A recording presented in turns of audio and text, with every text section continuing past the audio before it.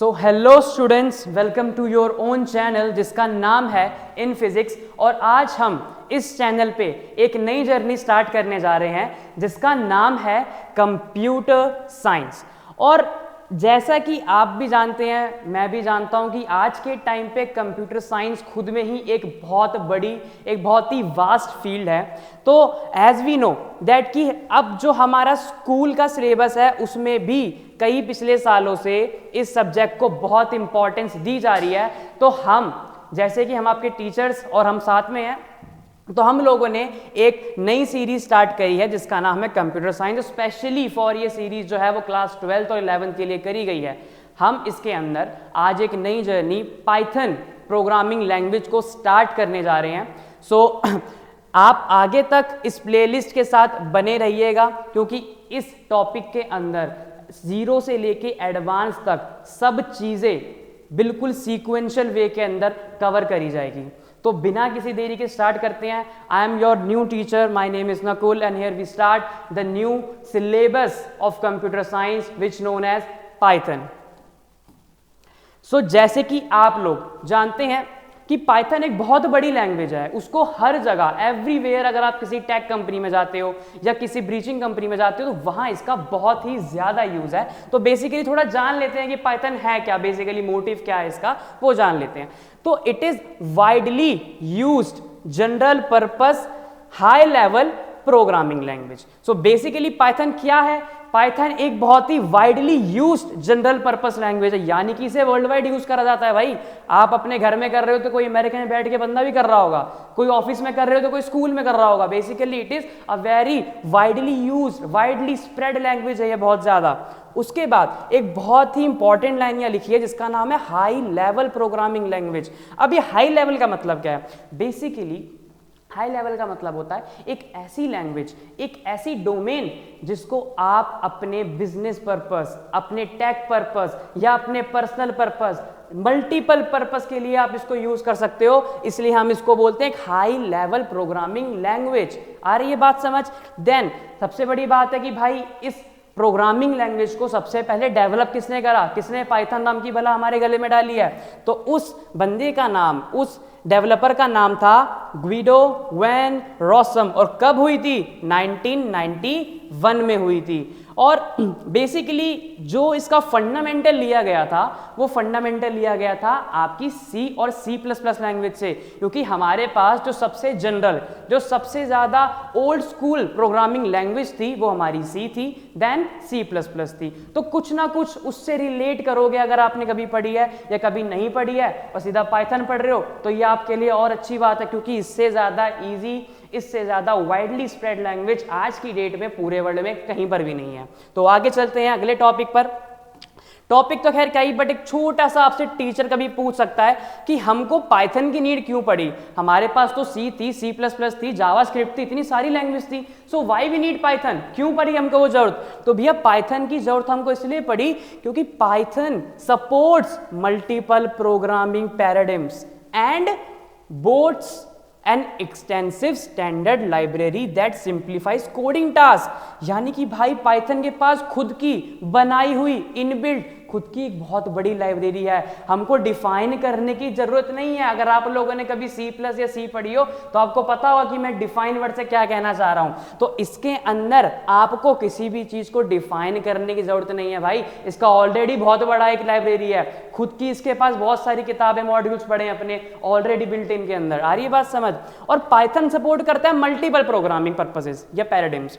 इसका मतलब क्या है? अभी आप आगे जाओगे, अभी आप फंक्शन पढ़ोगे, कंस्ट्रक्शन पढ़ोगे, डिकंस्ट्रक्शन पढ़ोगे, तो इस लाइन का बहुत मोटा मतलब आएगा वहां पे कि वो बहुत सारे प्रोग्राम को एक साथ कर सकता है। इसको हम डायनेमिक टाइपिंग भी बोलते हैं और ये भी आप आगे पढ़ोगे धीरे धीरे अभी, ठीक है? उसके बाद Python also have clear syntax, बड़ा ही सरल सा, बहुत ही क्लियर सा सिंटैक्स होता है। कोई इतनी बड़ी इसमें तीर नहीं मारना, छोटा सा सिंटैक्स है भाई, 2 मिनट में पढ़ लोगे, खत्म हो जाएगा। एंड स्ट्रॉन्ग कम्युनिटी सपोर्ट, एक बहुत ही स्ट्रॉन्ग कम्युनिटी सपोर्ट है। समझ रहे हो बात? यानी कि मैं और आप इसे यूज नहीं कर रहे, वर्ल्ड वाइड हर जगह यूज हो रही है भाई, बहुत बड़ी लैंग्वेज है, बहुत वाइड स्प्रेड लैंग्वेज है। जो कि कंट्रीब्यूट करती है इसकी पॉपुलैरिटी अमंग बिगिनर्स। इसीलिए बिगिनर्स हो चाहे एडवांस हो चाहे मिड रेट हो, हर बंदा इसको यूज करना प्रीफर करता है, क्योंकि इससे इजी लैंग्वेज, इससे इजी सिंटेक्स किसी और लैंग्वेज का नहीं है। चलिए आगे चलते हैं। आगे है reasons why should you learn Python. भाई क्यों करे पाइथन लर्न, क्या इतना खास है? क्या मतलब जो हमें सी सिखा रही थी, सी प्लस प्लस सिखा रही थी, उसमें काम नहीं बन रहा, तो हमें पाइथन लर्न करने की जरूरत पड़े? भाई पाइथन अपने आप में ही एक बहुत बड़ी चीज है। सी प्लस प्लस से काम चल रहा था, बट वो बहुत टाइम कंज्यूमिंग लैंग्वेज थी। पाइथन ने हमारा टाइम बचाया है, सबसे इंपॉर्टेंट चीज आज की डेट में। इसलिए reasons why should you learn Python, सबसे पहला भैया इजी टू लर्न है, इससे आसान लैंग्वेज प्रोग्रामिंग के टर्म्स में आज तक कंप्यूटर साइंस को नहीं मिली है। सेकेंड है भैया क्रॉस प्लेटफॉर्म है। आप अभी आप आगे पढ़ोगे, आपकी लास्ट यूनिट इसी पे है, कनेक्टिविटी विद द सीक्वल। अरे ये बात समझ, यानी कि ये बहुत अलग अलग जगह पे कनेक्ट हो सकती है। कनेक्टिविटी बहुत बड़ी है भाई इसकी, छोटी मोटी कनेक्टिविटी नहीं है इसकी, हर जगह आप कनेक्ट कर सकते हो चाहो तो। वर्सेटाइल लैंग्वेज है और ओपन सोर्स, सबके लिए खुली है। अरे ये बात समझ, पब्लिकली सबके लिए ओपन सोर्स है, कोई चार्ज नहीं करती पाइथन, किसी भी लैपटॉप में, किसी भी जनरेशन में, किसी भी कोर में चल जाएगी। देन वास्ट लाइब्रेरी, अभी मैंने जस्ट पिछले स्लाइड में बताया आप लोग को कि भैया इसकी लाइब्रेरी बहुत बड़ी है, बहुत बड़ा मॉड्यूल है, कोई छोटी मोटी चीज नहीं है। पाइथन खुद की लाइब्रेरी लेके चलती है साथ में। अगली है फ्लेक्सिबिलिटी, ये थोड़ी है कि भाई स्पेशली कोई और कंप्यूटर लेना पड़ेगा या कोई और लैपटॉप लेना पड़ेगा या कोई फ़ोन लेना पड़ेगा। आपका मन है जिस मर्जी लैपटॉप में चलाओ, जिस मर्जी फ़ोन में चलाओ, जिस मर्जी कंप्यूटर में चलाओ, आपकी इच्छा श्रद्धा अनुसार। आगे चलते हैं। आगे है, अब हमने पढ़ा कि पाइथन बेसिकली है क्या, उसके क्या क्या यूज थे, कहाँ कहाँ एप्लीकेशन थी। अब हम ये थोड़ा सा उसके इन डेप्थ में जा रहे हैं। अब हम स्टार्ट करेंगे अपनी एक्चुअल पाइथन को, कि पाइथन में आपने जान लिया क्या है, अब थोड़ा जान लेते हैं कि इसके अंदर क्या होता है। सबसे पहली टर्म्स जो आपके एग्जाम पॉइंट ऑफ व्यू से बहुत इंपॉर्टेंट, एक नंबर का एमसीक्यू यहां से लिख के ले लो कि टोकन्स क्या होते हैं। टोकन्स क्या है? The smallest individual unit in a program is known as token. जैसे कि आपने बायोलॉजी के अंदर सेल चैप्टर पढ़ा होगा, वही किसी पिटी एक डेफिनेशन होती है, cell is the structure and function unit of life. तो वैसे ही टोकन है, वो सबसे स्ट्रक्चरल है, सबसे इंडिविजुअल, सबसे छोटी यूनिट को टोकन कहा जाता है। आ रही है बात समझ? A very smallest individual unit in a program is known as tokens. आ रही है मेरी बात समझ? चलिए आगे चलते हैं। उसके बाद हमारे पास क्या है भैया, कुछ प्रकार के टोकन्स भी प्रेजेंट होते हैं, कुछ प्रकार के टोकन भी प्रेजेंट होते हैं, जिनमें सबसे पहला जो टोकन आता है वो आपका आता है कीवर्ड। क्या आता है? कीवर्ड। अब ये कीवर्ड क्या होता है भाई, थोड़ा सा ये जान लेंगे, अभी धीरे धीरे आगे जानेंगे, पूरे के पूरे स्लाइड दिक्कत नहीं लेनी। अगला है आइडेंटिफायर, अगला है identifier, then next is literals, next operators and then next is punctuators. इन सब चीजों को इन डेप्थ पढ़ेंगे आगे आने वाली वीडियोस में भी, और इस वीडियो में भी हम थोड़ा बहुत इनके बारे में जानेंगे। चलिए आगे चलते हैं। तो सबसे पहला कीवर्ड जो हम आपका टोकन पढ़ने जा रहे हैं वो है पाइथन कीवर्ड्स। कौन सा है? Python keywords. कीवर्ड्स क्या होते हैं? देखो नाम से लग रहा है कुछ ऐसे वर्ड्स हैं भाई जिसका कुछ ना कुछ सर्टेन मीनिंग है हमारे इस पूरे प्रोग्राम के अंदर, उसी को हम कीवर्ड्स बोलते हैं, राइट? तो कीवर्ड्स क्या है? कीवर्ड्स कुछ ऐसे रिजर्व्ड वर्ड्स हैं, कीवर्ड्स कुछ ऐसे रिजर्व्ड वर्ड्स हैं जिनका ऑलरेडी कुछ स्पेसिफिक मीनिंग है आपकी पाइथन इंटरप्रेटर के पास। आ रही है बात समझ? यानी कि इसका कुछ ना कुछ ऑलरेडी मीनिंग है पाइथन के पास। आपको डिफाइन नहीं करना कि आप उधर ट्रू लिख रहे हो तो मतलब क्या है, फॉल्स लिख रहे हो तो उसको पता है इसका मतलब क्या है, ये ऑलरेडी नो है, इसको अंडरस्टैंडिंग में है इतनी बात, ठीक है? And we can use a keyword in our program only for the purpose. पर इसका मतलब ये भी नहीं है कि आप जब मर्जी उठा के उसको लगा दो, कुछ ना कुछ पर्पस होना चाहिए यूज करने का भाई। जब तक उसका यूज नहीं है आप उसे क्यों यूज कर रहे हो? सिंपल सी बात है ना, ठीक है? For which it has been defined as Python is case sensitive keyword must be written as exactly as given। इस बात को समझते हैं धीरे धीरे करके, पहले नेक्स्ट स्लाइड पे चलते हैं। ये देखो आपके सामने एक कीवर्ड का पूरा टेबल खुला पड़ा है, आपके सामने यहां दिख रहा होगा फॉल्स लिखा हुआ है, एल्स लिखा हुआ है, एसेट लिखा हुआ है, डेल, फॉर, इन, और इतने सारे कीवर्ड लिखे पड़े हैं।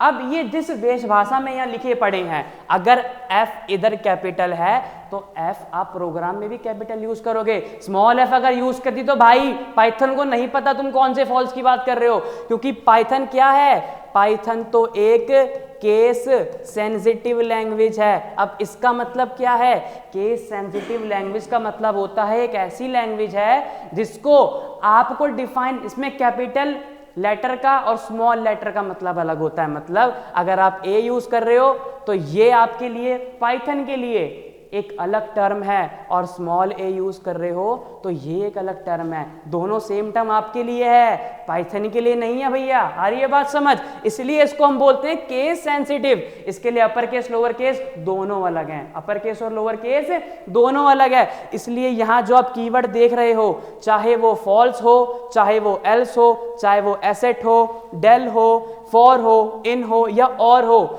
आप देख रहे हो फॉल्स जो है इसमें कैपिटल F है, इसमें स्मॉल E है, इसमें स्मॉल a है, और किसी और के पास देखें, अब ये ट्रू देखो आप यहाँ पे, इसमें क्या है, ट्रू के पास कैपिटल T है, बाकी इधर आगे जाओगे तो C स्मॉल है, E स्मॉल है, G स्मॉल है, लैम्बडा में L स्मॉल है। तो आप देख सकते हो भाई कि इसमें कोई अपर केस है और कोई लोअर केस है। तो इसका मतलब कीवर्ड वो चीजें हैं जो ऑलरेडी बिल्ट इन है, आपको डिफाइन नहीं करनी। और जिस तरह से उसे बिल्ट करा गया है, जिस तरह से उसे पाइथन में इंजेक्ट करा गया है, आपको वैसे ही उसका यूज करना है जब उसका इस्तेमाल करने की नीड पड़े तो। आ रही है मेरी बात समझ? तो ये सारे कीवर्ड हैं, एग्जाम में यहां से क्वेश्चन आने के चांसेस बहुत ही ज्यादा होते हैं कि आपको वो भैया एक क्वेश्चन दे देगा, 4 ऑप्शन दे देगा और आपसे पूछ लेगा भैया इनमें से वैलिड कीवर्ड कौन सा बता दो। तो बच्चे बहुत बार कंफ्यूज हो जाते हैं। अब ऐसे सीबीएसई भी भैया देखो थोड़ी सी क्या दिमाग वाली है, वो आपको ट्रू दे देगी पर वो टी को स्मॉल कर देगी। अब बोलेगी भाई बताओ, तो आप क्या करोगे भैया, अरे ट्रू तो हमने पढ़ा है, ये तो है कीवर्ड नहीं है भाई। ट्रू के अंदर टी कैपिटल है, अपर केस है, और यहां पे मैं क्या नहीं यूज कर दिया, लोअर केस यूज कर दिया। आ रही है बात समझ? कीवर्ड का कंसेप्ट क्लियर हुआ? चलिए नेक्स्ट हमारे टॉपिक पे चलते हैं, और हमारा अगला टॉपिक, यहां से आपको अगली स्लाइड तक बहुत ही ध्यान से सुनना, क्योंकि आइडेंटिफायर्स इकलौता ऐसा टॉपिक है जो दामाद है, बिना बुलाए एग्जाम में टपकता है, हर साल सीबीएसई देती है। ठीक है, आ रही है बात समझ? चलिए भाई शुरू करते हैं। लिखा है इन आ प्रोग्रामिंग लैंग्वेजेस, किसी भी प्रोग्रामिंग लैंग्वेज में आइडेंटिफायर क्या होते हैं, कुछ ऐसे नाम होते हैं जिनको हमें यूज करना पड़ता है कोई भी वैल्यू को स्टोर करने के लिए। अब ये फंडा क्या है, हम आगे आगे धीरे धीरे समझेंगे। पर आइडेंटिफायर्स क्या है? आइडेंटिफायर्स वो चीजें हैं जिसके अंदर हम किसी भी वैल्यू को स्टोर करते हैं, किसी भी वैल्यू को स्टोर करते हैं। इट इज लाइक आपने एक कंटेनर लिया, आपने इस कंटेनर को ए नाम दे दिया। अब इसके अंदर आपको क्या करना है, इसके अंदर आपको कोई भी 2 चीज स्टोर करनी है। अरे ये बात समझ? तो आपने जो ये ए नाम का कंटेनर बनाया है, इसमें जो आप ये 2 चीजें स्टोर कर रहे हो, ये जो 2 चीजें स्टोर कर रहे हो, ये तो आपका डेटा हो गया, ये आपका क्या हो गया, और ये जो आपने इधर ए नाम का कंटेनर बनाया है, ये आपका आइडेंटिफायर हो गया। यानी कि आप इस ए वर्ड से पता लगा सकते हो कि भैया मेरा ए नाम का एक कंटेनर है, तो ए आइडेंटिफाई कर रहा है एक कंटेनर को, इसलिए हम इसको बोलते हैं identifiers also known as the containers. क्या बोलते हैं इनको? हम कंटेनर्स बोलते हैं। आगे चलते हैं। आगे हमारा है कि भैया हम आइडेंटिफायर्स ऐसे ही मुंह उठा के नहीं दे सकते हैं। मैंने अभी क्या बताया आपको कि पाइथन एक केस सेंसिटिव लैंग्वेज है, उसमें जो बिल्ट इन रूल्स हैं, जो बिल्ट इन लॉज हैं, हमें उन सब को ध्यान में रखकर ही इस बातों को वहां पे इंप्लीमेंट करना होगा। चलिए, तो कुछ रूल्स हैं हमारे आइडेंटिफायर्स के जो कि हमको पढ़ने हैं, जो कि हमको जानने हैं अगर पाइथन करनी है तो। अगर यही बेस खराब हो गया तो पाइथन नहीं कर पाओगे, जिंदगी में परेशान रहोगे भैया कहाँ से एरर आ रहा है। और पाइथन की बड़ी खास बात है, कहाँ एरर आ रहा नहीं बताएगी, ढूंढो खुद ही जाओ। ठीक है, तो पहले जान लेते हैं कि आइडेंटिफायर्स क्या थे, वो तो जान लिए, अब जानते रूल्स क्या हैं उसके बनाने के। चलिए, सबसे पहला क्या रूल है कि भैया the first character of a variable, the first character of अ, अब ये वेरिएबल नाम सुन के डरना मत, वेरिएबल नाम का मतलब भी कंटेनर ही होता है, ठीक है, क्या होता है, कंटेनर ही होता है, यानी कि the first character of a variable must be an alphabet और अ अंडरस्कोर, यानी कि जो भी आप अपना कंटेनर बना रहे हो, वेरिएबल बना रहे हो, उसका पहला कैरेक्टर हमेशा या तो अल्फाबेट होगा या तो अंडरस्कोर होगा, या तो अल्फाबेट होगा या तो अंडरस्कोर होगा। आ रही है बात समझ? चलिए सेकंड वाले पॉइंट पे चलते हैं। अगला पॉइंट लिखा है identifiers name must not contain any white space. वाह, ये क्या नई चीज आ गई, वाइट स्पेस। अरे भाई वाइट स्पेस कुछ भी नहीं होता, वाइट स्पेस का मतलब होता है सिंपल स्पेस, जो हम स्पेस बार की यूज मदद से हम आगे ऐसे जंप करते हैं एक सीक्वेंस को, वही वाइट स्पेस कहलाता है। आ रही है बात समझ? तो आइडेंटिफायर्स के नेम में कभी भी वाइट स्पेस नहीं होता, कभी भी वाइट स्पेस नहीं होता है। आ रही है बात समझ? और कोई भी स्पेशल कैरेक्टर नहीं होता। अब स्पेशल कैरेक्टर क्या होते हैं भैया? अपने कीबोर्ड के ऊपर न्यूमेरिक वैल्यू देखते हो, वहां पे कुछ स्पेशल कैरेक्टर लिखे होते हैं। कौन कौन से? @ एक्सक्लेमेशन डॉलर हैश, आपका मॉड्यूली, आपका एक्सपोनेंट, आपका एंड, आपका ये छोटा सा जो आपका एक्सपोनेंट वाला ये होता है आपका मल्टीप्लीकेशन वाला। आ रही है बात समझ? चलिए एस्टेरिस्क आगे चलते हैं। तीसरा लॉ क्या बोलता है आपका कि all the characters except first character may be an alphabet और लोअर केस, अपर केस और डिजिट 0 से लेकर 9 तक, यानी कि सारे कैरेक्टर्स पर फर्स्ट कैरेक्टर को छोड़ के बीच में आप कुछ भी डाल दो, कुछ फर्क नहीं पड़ता। बट पहला आपका लेटर या तो अल्फाबेट होगा या तो अंडरस्कोर होगा, उसके बीच में आपका जोन सा मैंने डिजिट डालनी है वो डाल दो, कोई कैरेक्टर डालना है वो डाल दो, अपर केस लोअर केस जो आपका मन करे वो डाल दो। आ रही है बात समझ? चलिए चौथे पॉइंट पे चलते हैं। आइडेंटिफायर का नेम कभी भी कीवर्ड से मिलता जुलता नहीं होना चाहिए। सबसे इंपॉर्टेंट पॉइंट, जहां हमेशा एक प्रोग्रामर गलती करेगा ही करेगा। आ रही है बात समझ? कि आपने मान के चलो, आपने अपनी मर्जी से कोई एक कीवर्ड बना दिया, आपने एल्स नाम का कीवर्ड बना दिया, आपका मन करा आपने एल्स नाम का कीवर्ड बना दिया, तो भैया एल्स तो ऑलरेडी डिफाइंड है ना, एल्स तो ऑलरेडी डिफाइंड है, उसका मतलब पाइथन पहले से ही जानता है कि ये तो भैया ऑलरेडी डिफाइंड चीज है एक, तो ये इसे क्यों यूज कर रहा है, कुछ पर्पस तो है नहीं इसका। तो वहां पर वो क्या शो करेगा? वहां पर वो एरर शो करेगा। क्या शो करेगा? एरर शो करेगा, क्योंकि मैंने अभी अभी बताया कि किसी भी आइडेंटिफायर का नाम क्या नहीं होना चाहिए? कीवर्ड नहीं होना चाहिए, कीवर्ड नहीं होना चाहिए। आ रही है मेरी बात समझ? ठीक है, चलिए आगे चलते हैं। अगला और आखिरी पॉइंट है कि identifier names are case sensitive. पूरी पाइथन ही केस सेंसिटिव है, इसमें आइडेंटिफायर का तो कसूर कुछ है नहीं।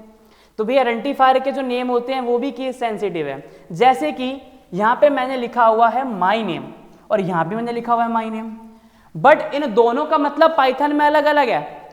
इन दोनों का मतलब पाइथन में अलग अलग है। क्यों अलग अलग है? क्योंकि भैया यहाँ पे जो आप m देख रहे हो ये स्मॉल है और यहाँ पे जो आप m देख रहे हो ये कैपिटल है। और मैंने बताया है आपको कि पाइथन के अंदर स्मॉल यानी कि अपर केस और लोअर केस दोनों का मतलब अलग अलग होता है। आ रही है मेरी बात समझ? As it is a case sensitive language.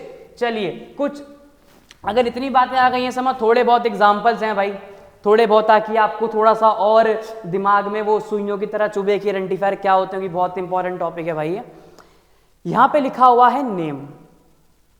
अरे ये बात समझ, तो क्या ये वैलिड है या नहीं है? डेफिनेटली वैलिड है भाई, क्योंकि पहला जो इसका लेटर है वो या तो लेटर से स्टार्ट होना चाहिए या तो अंडरस्कोर से। बट एक कंडीशन फुलफिल है कि भैया यहाँ पे स्टार्ट किससे हो रहा है? लेटर से स्टार्ट हो रहा है। उसके बीच में कोई वाइट स्पेस नहीं है, कोई वाइट स्पेस नहीं है, कोई स्पेशल कैरेक्टर नहीं है, कोई स्पेशल कैरेक्टर नहीं है, और ना ही नेम कोई कीवर्ड होता, ना ही नेम कोई कीवर्ड होता है। तो इसका मतलब है कि नेम भैया एक वैलिड आइडेंटिफायर है। आ रही है मेरी बात समझ? बहुत बढ़िया। अगला वाला देखते हैं, अगला कीवर्ड देखते हैं। चलो अगला कीवर्ड देख रहे हैं तो भैया क्या दिख रहा है? इधर देखो, इधर अंडरस्कोर लगा हुआ है। क्या लगा हुआ है? यहाँ पे अंडरस्कोर लगा हुआ है। अब इस अंडरस्कोर क्या होता है? हाँ भाई होता है, अंडरस्कोर पढ़ा था पहले वाले के अंदर ही पढ़ा था। देख रहे हैं यहाँ पे पहले वाले में ही पढ़ा था, ये लिखा हुआ कि या तो अल्फाबेट हो या तो अंडरस्कोर हो, और हाँ भाई अंडरस्कोर लगा हुआ है यहाँ पे। तो अगर अंडरस्कोर लगा हुआ है तो ये तो एक वैलिड है, बिल्कुल वैलिड है सर। अगले वाले को देखते हैं, इधर लिखा है स्टूडेंट नेम, क्या ये वैलिड है? हाँ भाई ये वैलिड है, क्योंकि इसका पहला लेटर अल्फाबेट से स्टार्ट हो रहा है और बीच में जो भी चीज आ रही है, ये सब चीजें देख रहे हो आप, ये सब, ये थर्ड लॉ को देखो, पहला आपका अल्फाबेट होना चाहिए, बाकी तो सारे कुछ भी लिखे हो, क्या मतलब पड़ रहा है हमको? आ रही है मेरी बात समझ? तो ये भी एक वैलिड आइडेंटिफायर का एग्जांपल है। और यहाँ देख लो भाई, ये तो आपको साफ साफ दिख रहा है कि पहला अंडरस्कोर है, अगर अंडरस्कोर पहला आ गया तो वैलिड तो वैसे ही हो गया, अब उसके आगे कुछ भी लिखा हो, हमें क्या मतलब है उससे? आ रही है बात समझ? तो ये कुछ वैलिड आइडेंटिफायर्स के एग्जाम्पल मैंने आपके सामने ला के रखे हैं। अब कुछ देखते हैं जो कि नॉन वैलिड है। देखो पहला इधर नेम के आगे इधर डॉलर लगा हुआ है, और हम भाई पढ़ चुके हैं सेकंड लॉ के अंदर कि किसी भी आइडेंटिफायर के नेम में कोई वाइट स्पेस या स्पेशल कैरेक्टर नहीं होना चाहिए, नहीं होना चाहिए। तो भैया यहाँ पे तो स्पेशल कैरेक्टर आ गया, तो ये तो ऑब्वियस सी बात है, आइडेंटिफायर होगा ही नहीं कभी भी। सेम कहानी यहाँ देखो, यहाँ पे आप बोलोगे सर आइडेंटिफायर तो है, बट यहाँ पर पहला जो हमारा टर्म आ रही है वो 1 आ रही है, और पहले लॉ के हिसाब से या तो अल्फाबेट हो या तो अंडरस्कोर हो, पर यहाँ तो दोनों ही नहीं है, यहाँ तो दोनों ही नहीं है, यहाँ तो अल्फाबेट है, तो इसका मतलब है ये भी एक वैलिड आइडेंटिफायर नहीं है। अगला देखो माय नेम, यहाँ क्या दिक्कत है सर? सही लिखा हुआ है भैया, पहला अल्फाबेट भी है, बाकी सब भी, कोई स्पेशल कैरेक्टर भी नहीं है, तो क्या करती है भैया? गलती यहाँ देखो, ये जगह दिख रही है खाली खाली, वाइट स्पेस, और वाइट स्पेस नहीं होना चाहिए, वाइट स्पेस कभी भी नहीं होना चाहिए। आ रही है मेरी बात समझ? वाइट स्पेस होने की वजह से ये भी एक वैलिड आइडेंटिफायर नहीं है। आप बोलोगे सर ये कैसे नहीं है, ये कैसे नहीं है? तो सर यहाँ तो आप देख रहे हो सी लगा हुआ है, यानी कि तो भाई ऑब्वियस सी बात है अल्फाबेट है, कोई वाइट स्पेस नहीं, कोई स्पेशल कैरेक्टर नहीं है, तो फिर ये क्यों नहीं है भैया? कंटिन्यू जो है ना, कंटिन्यू, ये एक कीवर्ड होता है। क्या होता है? एक कीवर्ड। अगर विश्वास नहीं है तो जरा ये टेबल में नजर मार लो, टेबल में नजर मार लो, लिखा हुआ कंटिन्यू यहाँ पे। आ रही है बात समझ? इसका मतलब है कि ये क्यों एक वैलिड आइडेंटिफायर नहीं है, क्योंकि ये एक रिजर्व्ड वर्ड है पाइथन में, कीवर्ड, इसका ऑलरेडी कुछ और ही मतलब है पाइथन के अंदर, तो आप इसको एज अ कंटेनर यूज नहीं कर सकते हो, एज आइडेंटिफायर यूज नहीं कर सकते हो। आ रही है मेरी बात समझ? चलिए, अभी तक हमने जितना भी पढ़ा, मैं अपनी तरफ से उम्मीद करता हूं कि आपको बहुत ही आसानी से समझ आया होगा, क्योंकि बहुत ही आसान भाषा में, बहुत ही इजी लैंग्वेज में, जितना इजी हो सकता है मैंने उतनी इजी लैंग्वेज के अंदर आपके सामने ये पाइथन का छोटा सा इंट्रोडक्शन रखा है। अब आपको क्या करना है, जहाँ से भी आप ये वीडियो देख रहे हो, नीचे कमेंट आपका है, कमेंट बॉक्स आपका है, जहाँ से भी देख रहे हो वहाँ अपने ऐसे हाथ उठाने वाला इमोजी और अपना स्टेट डाल देना, ताकि एज ए अप्रिसिएशन हमें मिलती है। दूसरी बात कि भैया इस वीडियो को लाइक शेयर सब्सक्राइब भी जरूर करना, बहुत मेहनत लगती है वीडियो बनाने में। तीसरी बात कि जितनी भी चीज़ें मैंने आपको पढ़ाई है, जितनी भी चीज़ें मैंने आपको पढ़ाई है, आप इसको चाहो तो एज अ नोट आप खुद भी बना सकते हो, वरना ये नोट बहुत ही सिंप्लीफाइड है। इससे सिंपल नोट आपको पूरे के पूरे यूट्यूब पे कहीं नहीं मिलेंगे, इसकी मेरी गारंटी है। अगर आपको लगता है कहीं मिल जाए तो वो भी नीचे कमेंट बॉक्स आपका है, आप तारीफ करते हो तो गाली भी नहीं दे सकते, ऐसी कोई बात नहीं है, ठीक है। बाकी ये सब चीज़ें अगर आपको समझ में आई हैं तो नेक्स्ट वीडियो के अंदर हम लोग क्या पढ़ेंगे? नेक्स्ट वीडियो के अंदर हम लिटरल्स के बारे में पढ़ेंगे, ऑपरेटर्स के बारे में पढ़ेंगे और पंक्चुएटर्स के बारे में पढ़ेंगे, ठीक है। उम्मीद करता हूँ आपको पूरी वीडियो समझ में आई हो।